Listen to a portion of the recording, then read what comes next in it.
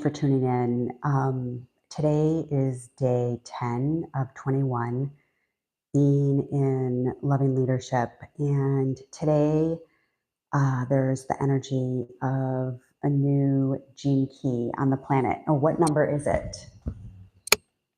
Hold on.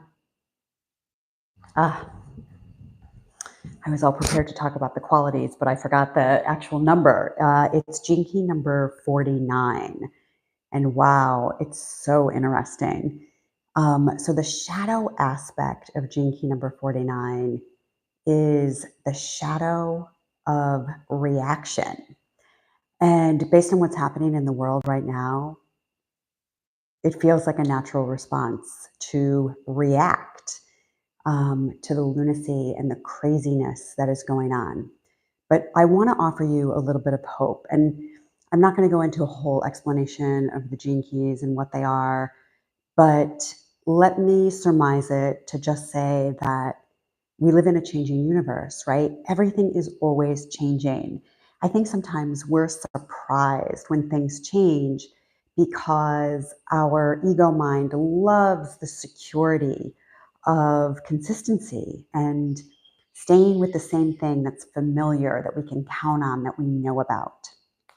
And that's not where we live. That's not what life really is about. Life is an ever constant unfolding of this dramatic and dynamic drama that we live in.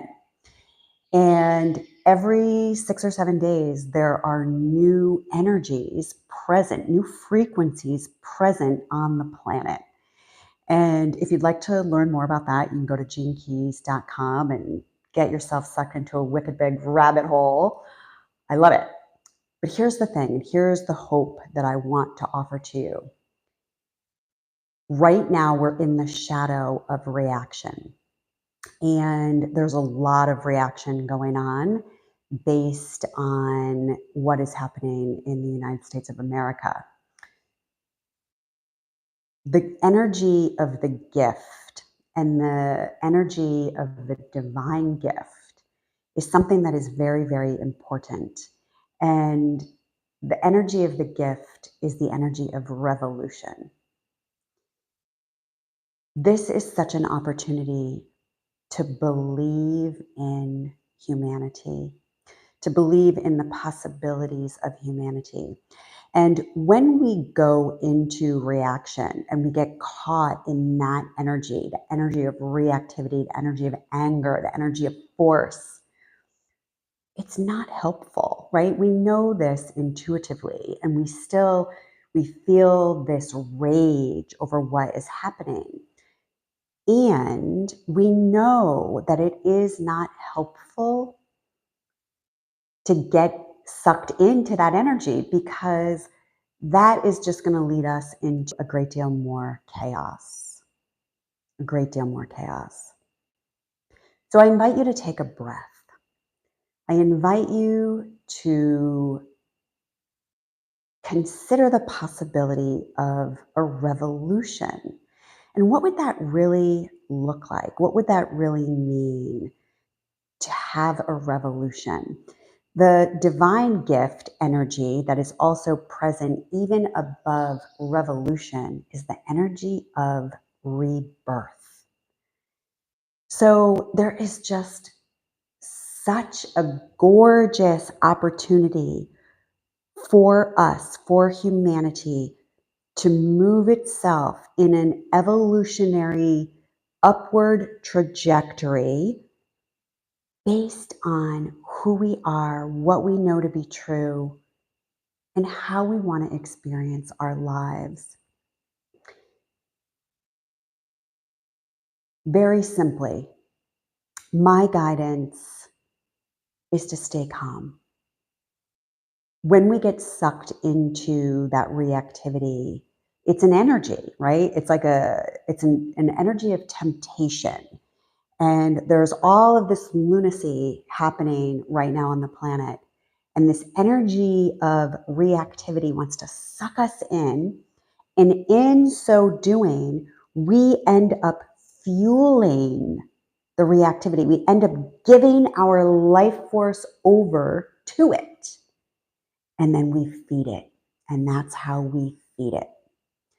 I'd like to invite you into a place of grounded sovereignty, into a place of inner knowingness that even though we can't see what is behind the scenes on all of this, that there is something behind the scenes that's higher than this, that is the view of compassion and humanity. And we have to be that in order to emanate that, in order for that to become our world.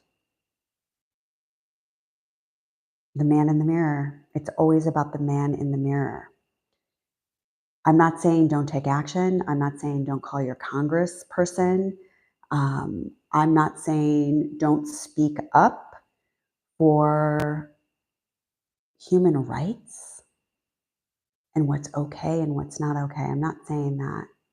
But what I am saying is that when we allow ourselves to get sucked into the reactivity, that is not helping any problem. It is not a solution to the epic challenges that we are facing. So know that there is the possibility, like it's literally in the energetic field for us to move into a place of revolution. And I mean, I can't even begin to speculate of what that could possibly look like, but I can hold an intention for it. That there is a revolution, that there are enough sane and open-hearted and beautiful, compassionate, humane people on this planet that are not going to get behind the force of the insanity that is being driven.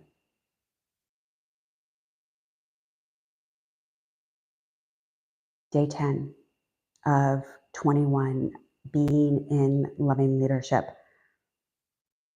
Leave some comments in the feed. If this was too out there, I'm sorry.